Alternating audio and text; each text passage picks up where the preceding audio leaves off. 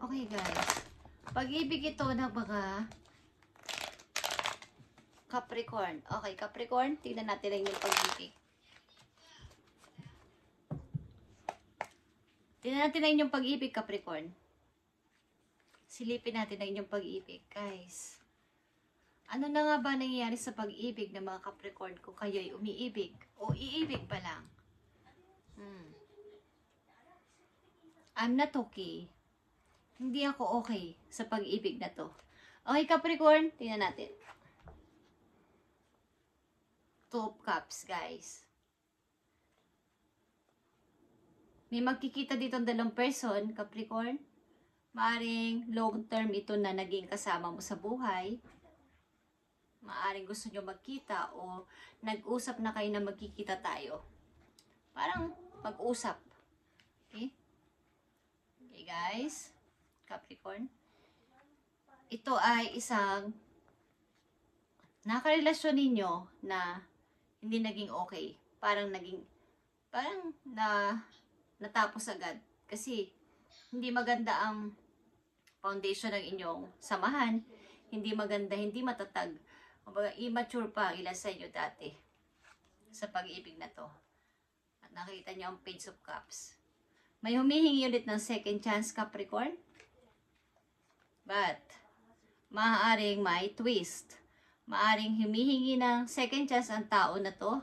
Gusto makipagkita sa inyo ang tao na to, but may konti ditong something. Something, may gusto lang itong kunin sa inyo, guys. Mukhang nagsisinungaling lang din ang person na to. At yung paghihingi na niya ng sorry, pag-aamo niya sa inyo ay hindi seryoso. Okay? Capricorn, maging aware ka dito sa tao gusto makipagkita o gusto ulit makipag-meet sa'yo na kilala mo na dati, na nakarelasyon mo na sapagkat ang tao na to ay may gusto lang sa'yong kunin. Tingnan natin to, Capricorn. Ano pa mga susunod dito? Message about sa pag-ibig ng mga Capricorn.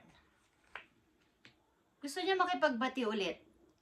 Makipag-peace. Parang bati na tayo. Huwag ka na magalit. Pwede ba tayo mag-usap? Pwede ba tayo maging friend ulit? But may gusto lang kunin ang tao na to sa'yo. Capricorn. King of Swords is here. Maaaring ang tagal nyong hindi nag-usap o wala talagang pag-uusap. Something may naging desisyon na wag na tayo magkita, wag na tayo mag-usap. Okay? Yeah. Ang tao na to ay gustong i-fix ang mga nangyari sa inyo dalawa. But ito ay naka-reverse. Okay, guys? Something. Nakita nyo tong Four of Swords. Maaaring kukunin lang nito ang inyong energy para kayo ay malugmok ulit. Tingnan natin ito. Capricorn, ano pong mangyayari dito?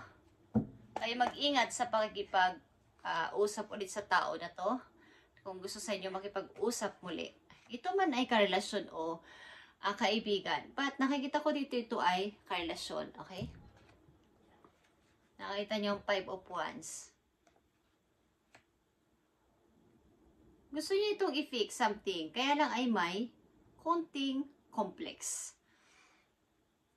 Wag na tayo mag-away. Kung dati lagi kayo nagbabangayan, tigilan natin to. Ganitong klaseng sistema natin.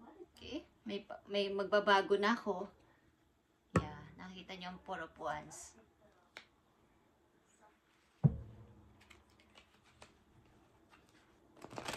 Mangyayari to maybe pag may okasyon sa inyong bahay. Okay? Something na may okasyon na mangyayari sa inyong lugar. At ikaw maybe ay makikipagkita sa person na to o alam ko ito ay fiesta, event o something na mayroon mangyayaring okasyon. Tingnan natin ako Capricorn, dealing ka ba sa Aquarius? Nakikita niyo celebration dito. Meron itong konting salo-salo na mangyayari. Okay? Maaaring makikipagkita ka sa tao na to at kakausapin mo to. Okay, guys. So, ano mangyayari dito, Capricorn, sa inyong pag-uusap na to? Anong pwedeng mangyari dito sa pag-uusap ng dalawang taong matagal nang hindi nagkita? At maaaring may taong gustong ulit makipagkita para makipag-usap at maybe makipagkaibigan, kahit makipagkaibigan lang. Tingnan natin to, guys. Maaaring ang tao na to ay punong-puno dati ng kasinungalingan sa inyo at may maraming kinuha sa inyong bagay. Hindi lang ang inyong energy at ang inyong emosyon, pati pera. Okay, Capricorn, tingnan natin. May gusto parang banding ulit tayo. Tingnan natin ang pag-ibig na to, Capricorn. Ano na mangyayari dito? Ano at ano ang mga desisyon ninyong gagawin? Tingnan natin. Ikaw bilang isang Queen of Cups dito is may feelings ka pa sa person na to. Marami kang naaalalang mga memories about sa inyong dalawa o sa inyong pinagsamahan. Maaaring ikaw ay nag-iisa ngayon sa buhay at pinipilit mong palaguin ang iyong sarili bilang isang single na o single mom is pinipilit mong ikaw ay maging matatag sa buhay at palaguin ang iyong sarili. At alam ng person na to na ikaw ay umaangat sa buhay. Okay? Nakikita mo tong strength. Matapang kang humaharap sa pagsubok na to sa iyong buhay, Capricorn. At nag-iipon ka maybe ng money. Kaya lang may nanunubok. Na marami na sigurong ipon si Capricorn. Marami na siguro siyang impok sa bangko. O meron na ba siyang mga na-invest? Meron na ba siyang mga na-ipon na money? So, wag kang maging aware ka sa paghingi ng tulong ng person na to, guys. Baka hihiram sa'yo ng money to. Nalalaman niya na marami kang ipon o may ipon ka na. Hindi naman sa kung marami ba't ikaw ay nakakaangat na kaysa dati. Okay. Capricorn, ano mangyayari dito?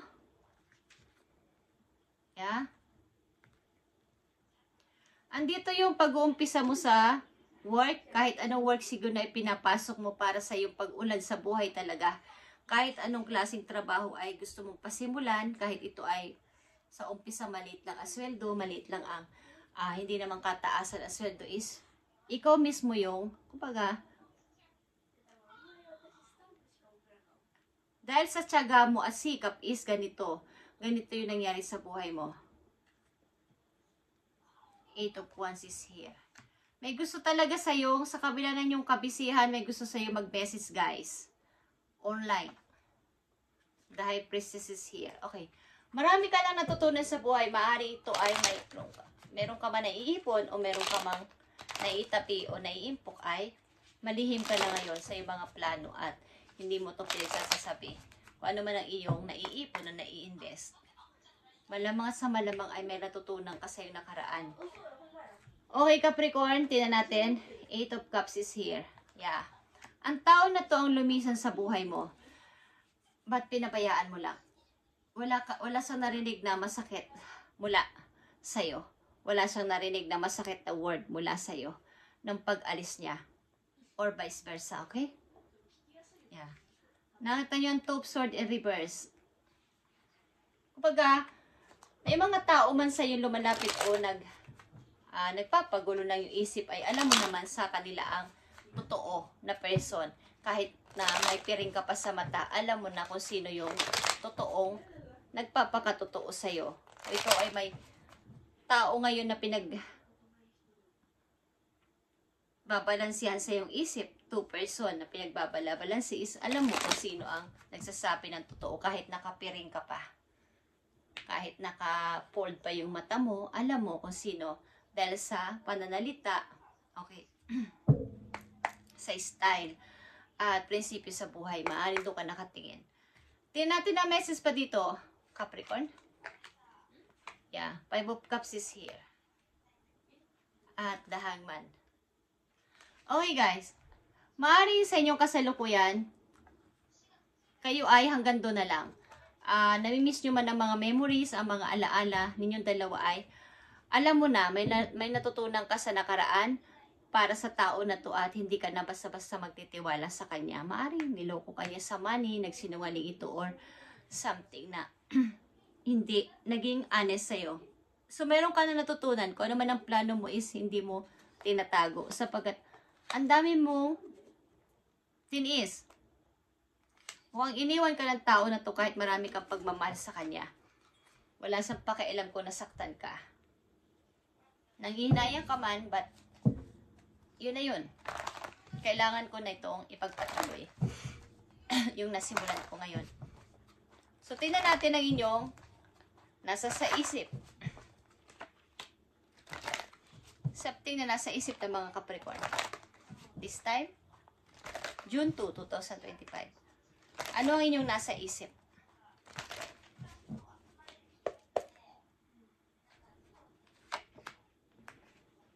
Four of Wands is here. Okay? Ilan sa inyo ay maaaring may partner nang nahanap sa buhay o nalalapit na kayo magpakasal?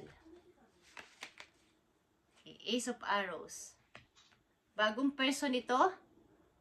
Ay, guys. Fortune is here. Yeah, guys. Mukhang ang relasyon na to ay pinaglalaban mo. At hindi ito kailanman. Kumbaga, ito na yun eh. Ito na yung bagong start ng buhay ko. Kailangan ko to ipaglaban kahit kanino. At hindi ko ito basta-basta pababayaan na magiba again. Maaring kasama mo ang anak mo sa buhay sa ngayon. Kasama mo with sa bagong person. At masaya ka. Masaya ang puso mo dito kasama ang tao na tiyo.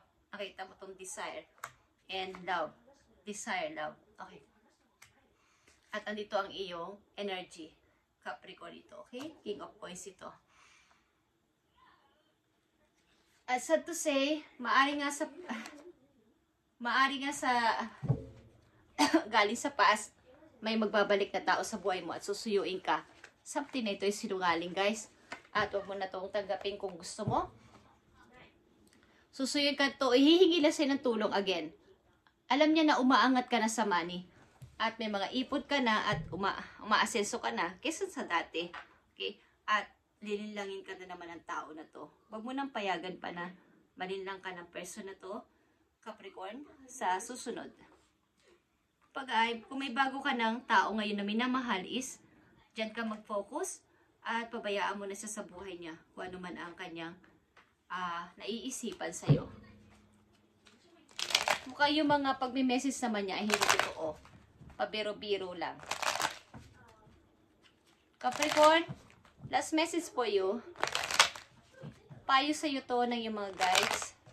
I need message for Capricorn, please. I need message for Capricorn. Thank you. Para sa'yo to, Capricorn.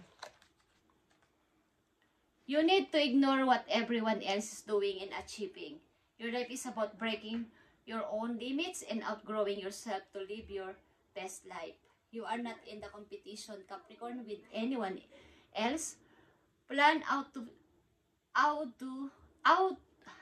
your past, not other people. Okay. I-ignore mo yung mga, kung ano man ang mga na-achieve ng ibang tao, huwag kang ma-pressure na bakit ako nandito pa rin? Bakit sila ando na? Ang layo na narating nila. Huwag mong i-compare yung sarili mo sa kanila, okay? Kumbaga ikaw ay, yung life mo ay breaking your own limits. Huwag mong pabayaan na ikaw ay mapag-iwanan kung ayaw mong mapag-iwanan ka.